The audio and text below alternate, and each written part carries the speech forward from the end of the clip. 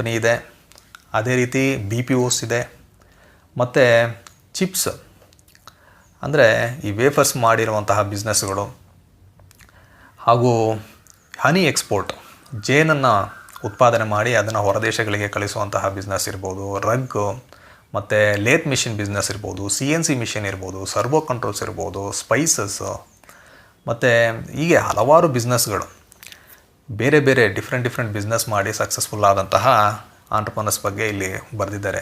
It's a very interesting book ಮತ್ತು ತುಂಬ inspiring, especially if you want to be an entrepreneur or if you want to venture into a new business, want to do something of your own, ಖಂಡಿತವಾಗ್ಲೂ ನೀವು ಪುಸ್ತಕವನ್ನು ಓದಬಹುದು.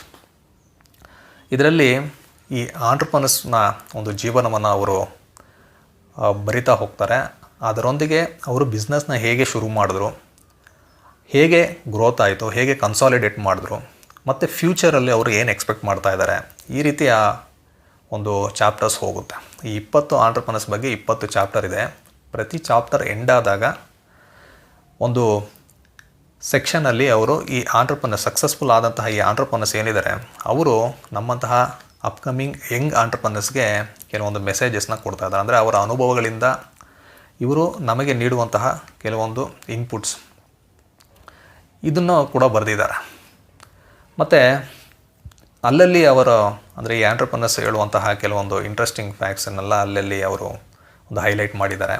ಕೆಲವೊಂದು ಕಾನ್ವರ್ಸೇಷನ್ನೆಲ್ಲ ಇದರೊಳಗೆ ಹಿಂದಿಯಲ್ಲಿದೆ, ಅದರ ಜೊತೆಗೆ ಇಂಗ್ಲೀಷ್ ಟ್ರಾನ್ಸ್ಲೇಷನ್ ಕೂಡ ಇದೆ. ಹೀಗೆ ಈ ಒಂದು ಬುಕ್ನ ಸ್ಟ್ರಕ್ಚರ್ ಇದೆ. ಈಗ ಇದರಲ್ಲಿ ಇರುವಂತಹ ಆಂಟ್ರಪ್ರನರ್ಸ್ ಯಾರ್ಯಾರು ಅಂತ ನಾವು ನೋಡಿದ್ರೆ 20 ಆಂಟ್ರಪ್ರನರ್ಸ್ ಇದ್ದಾರೆ. ನಾವು ಎಕ್ಸಾಂಪಲ್ಗೆ ಕೆಲವರ ಬಗ್ಗೆ ಮಾತಾಡೋಣ. ಮೊದಲನೇದಾಗಿ ಚಂದುಬಾಯಿ ವಿರಾನಿ ಅವರು. ಇವರು ಬಾಲಾಜಿ ವೇಫರ್ಸ್ ಅಂತ ಒಂದು ಕಂಪ್ನಿಯನ್ನು ನಡೆಸ್ತಾ ಇದ್ದಾರೆ. ಇವರು ಯಾವ ಪ್ರಾಡಕ್ಟ್ ಮಾಡ್ತಾ ಇದ್ದಾರೆ ಅಂದರೆ ಈ ವೇಫರ್ಸ್ ಮತ್ತು ಚಿಪ್ಸ್, ನಮ್ಕಿನ್ಸ್ ಇದನ್ನು ಮಾಡ್ತಾ ಇದ್ದಾರೆ.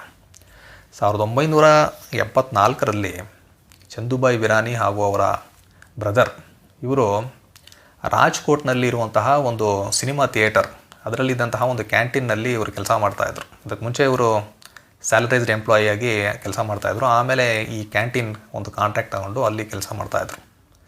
ಆಮೇಲೆ ಇವ್ರು ಏನು ಮಾಡ್ತಾರಂದರೆ ಮನೆಯಲ್ಲಿ ಈ ಆಲೂಗಡ್ಡೆ ಚಿಪ್ಸ್ ಇದೆಯಲ್ಲ ಅದನ್ನು ಮಾಡಿ ಆ ಊರಿನಲ್ಲಿರುವಂತಹ ಸಣ್ಣ ಪುಟ್ಟ ಅಂಗಡಿಗಳಿಗೆ ಅದನ್ನ ನೀಡ್ತಾ ಇರ್ತಾರೆ. ಆ ರೀತಿ ಮಾಡಿದಾಗ ಅವರಿಗೆ ಬೇಡಿಕೆಗಳು ಹೆಚ್ಚಾಗ್ತಾ ಹೋಗುತ್ತೆ, ಡಿಮಾಂಡ್ ಜಾಸ್ತಿ ಆಗುತ್ತೆ. ಆಗ ಇವ್ರು ಏನು ಮಾಡ್ತಾರಂದರೆ ತಮ್ಮ ಬಿಸ್ನೆಸ್ ಏನಿದೆ ಇದನ್ನು ನಾವು ಮನೇಲಿ ಇಟ್ಕೊಂಡು ಮಾಡಿದ್ರೆ ಈಗ ನಮಗಿರುವಂತಹ ಡಿಮಾಂಡ್ಗೆ ಸಪ್ಲೈ ಮಾಡೋಕ್ಕೆ ಆಗೋದಿಲ್ಲ ಅಂತ ಒಂದು ರಿಸ್ಕ್ ತೊಗೊಳ್ತಾರೆ. ಅಂದರೆ ಸಾಲ ತೊಗೊಂಡು ರಾಜ್ಕೋಟ್ನಲ್ಲಿ ಒಂದು ಇಂಡಸ್ಟ್ರಿಯಲ್ ಪ್ಲ್ಯಾಂಟ್